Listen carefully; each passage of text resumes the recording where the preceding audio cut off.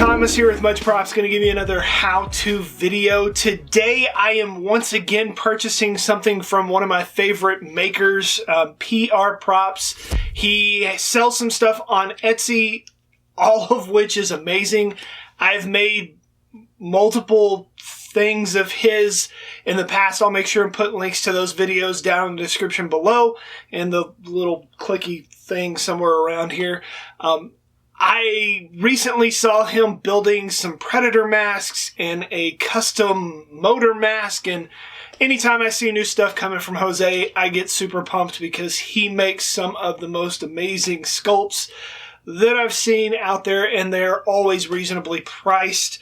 So definitely go check out Jose Madera, aka PR Props. I'll put links to all of his stuff down in the deal below, but I bought 2 of his Predator masks and 1 of the motor mask, and I'll be doing that one in a later video. But today I'm going to paint up one of them and do a little battle damage to another one using hot glue. And let's see if we can't make this thing all gnarled up and bleeding, glowing blood. So today we are going to paint up some PR Props Predator masks. Let's get to building. Or painting, or modding, or something.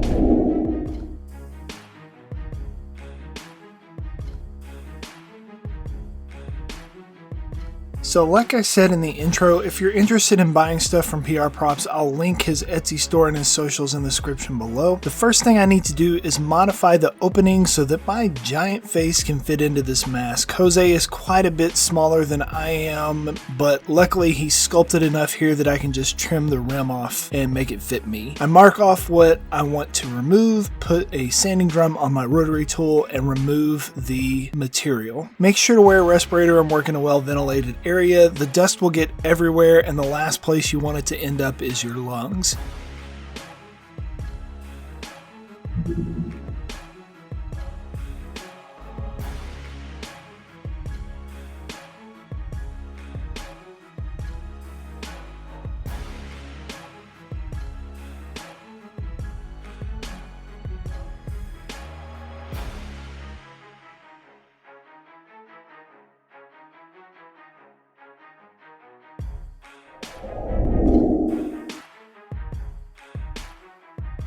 Other than the face opening, this is how the cast comes in. I need to attach the teeth and the lower jaw tips. I'm just going to super glue in the parts into their corresponding slots. I saved some of the dust for this part to fill in any gaps and make a perfect fit. As a teenager, I worked at my uncle's cabinet shop, and we used to do the same thing basically with sawdust and wood glue, using the material we were working with to patch the material itself. Once it dries, you sand it flush.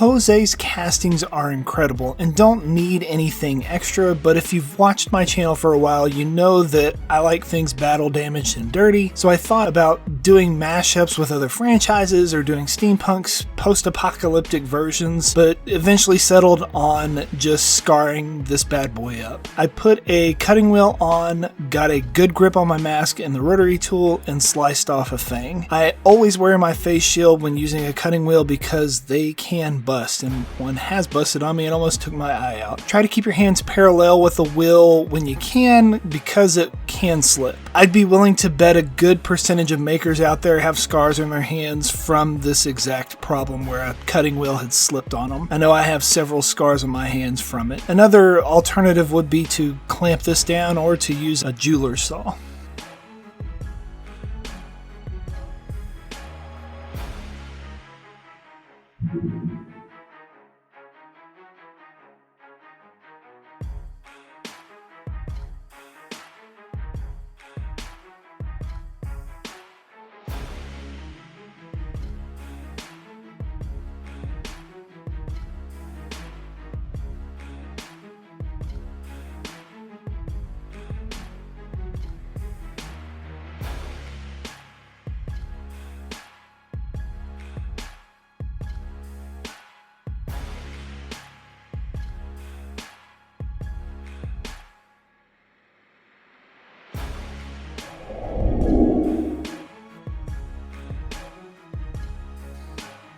I put some foam behind the holes and used super glue and hot glue to keep it in place. Then to add my scarring texture around the battle wounds, I used more hot glue. Just squirted on random jagged lines in different various thicknesses all around the hole. I let it cool and then make another 2 or 3 passes to get the desired gnarliness.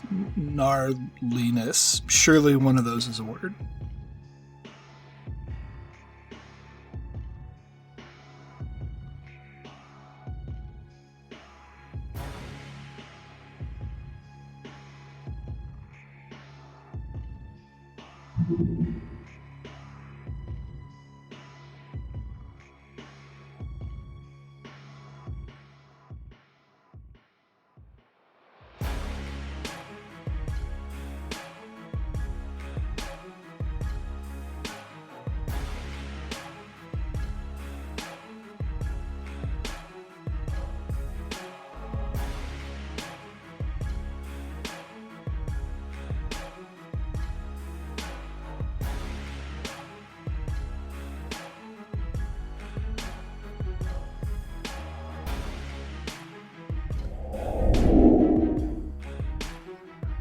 I dusted off the builds and sprayed it with 2 coats of automotive primer / filler. Then for a base coat of color, I spray painted the mouth pink, then working out from there off-white, and the edges were a faded brown to the cheeks.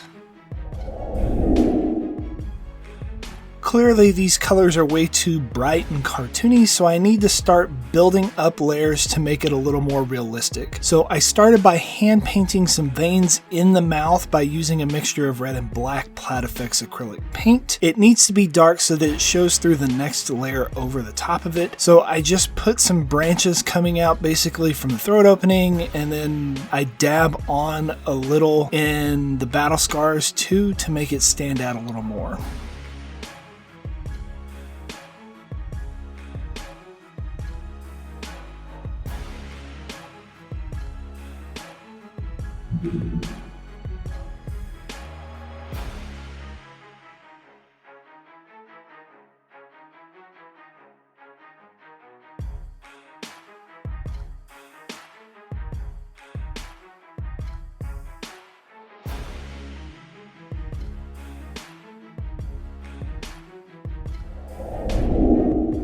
Once all that is dried, my next layer, I'll try to make the skin on the inside of the mouth kind of look like it's semi-translucent so that you can still see the veins and knock back the brightness of the watermelon pink spray paint that I used. To make it more blotchy like real skin, I'm going to use a sponge to partially mix up pink and off-white colors. It's difficult to get around the teeth here, but I eventually get it all covered. Once I got the blend I wanted, I go ahead and cover the teeth with off-white and add a darker brown as it gets closer to the gum line. I sealed everything with a clear coat before dirtying everything up on the next step.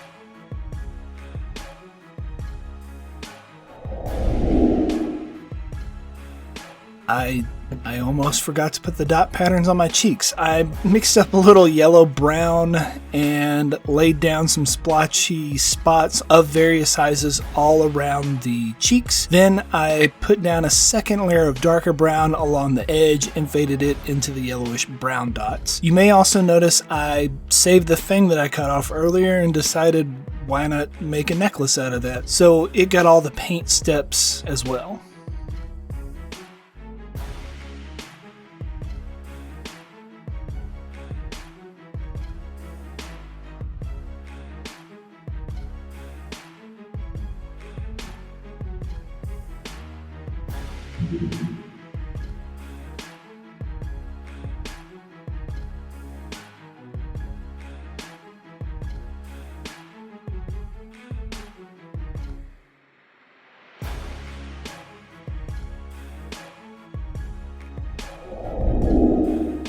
Now I'm ready to dirty it up. You probably have seen me do this a billion times by now. I'm taking a light and dark brown to shove in all of the little wrinkles and detail areas to add contrast. Then I take a paper towel and wipe back the high points. I also went back in some areas where the paint pulled up because of the clear coat with a small brush to drag through the lines. This is my favorite part of most paint jobs. It really makes the prop stand out.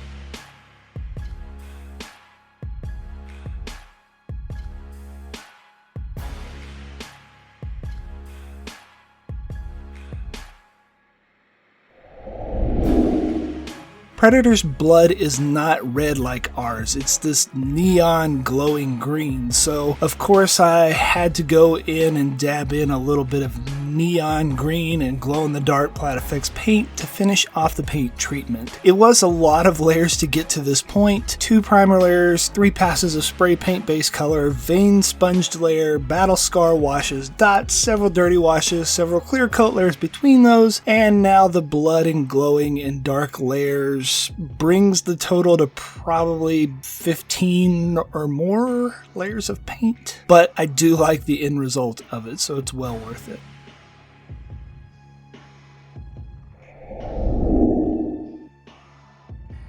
For my Fang necklace, I had this braided lanyard laying around from somewhere and thought I would repurpose it here. I attached an eyelet to the top of the Fang and then ran a ring through it and the lanyard to join it together. I didn't really like the way that the joining looked, so I wrapped some suede strapping around it to give it a more rustic feel.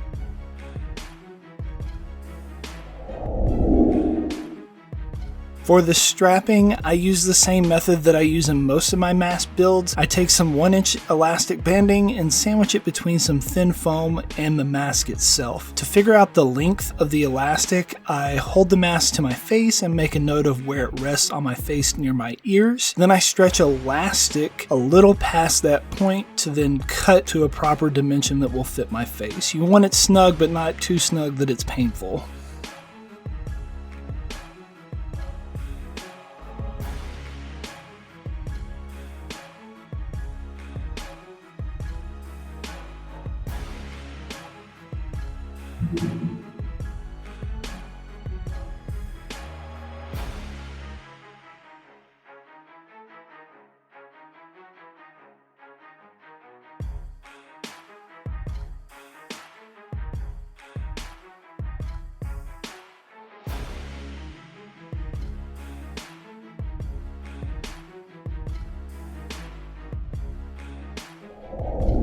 And we are finished. Here is the end result. Overall, I really love the way this turned out. Like I said before, I have painted a lot of things that Jose has made before, and I know you can't see this because all you see is my backdrop, but literally the only props that are in my making room are things that I've bought from Jose. All the masks and things that I've built of his are on display to kind of give me inspiration. And I just love the way that the paint job turned out on these.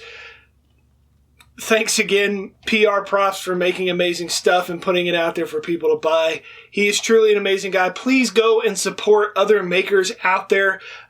Jose sells on Etsy. I also sell most of the things I make here on Etsy. It really does help continue makers like us to keep being able to financially support our habit of building things. So maybe you will try and make one of these yourselves and purchase one from Jose Madera and tell him that I sent you, and he'll be super appreciative and continue to make awesome stuff that I can continue to buy and fill my room up with for inspiration. True. Maybe you'll get some. Yay! And inevitably, they're going to ask you, how'd you make that? You can give them one of these. Tell them, much props. So I'll put my claw on, a little tooth there, and we'll go with the battle damaged.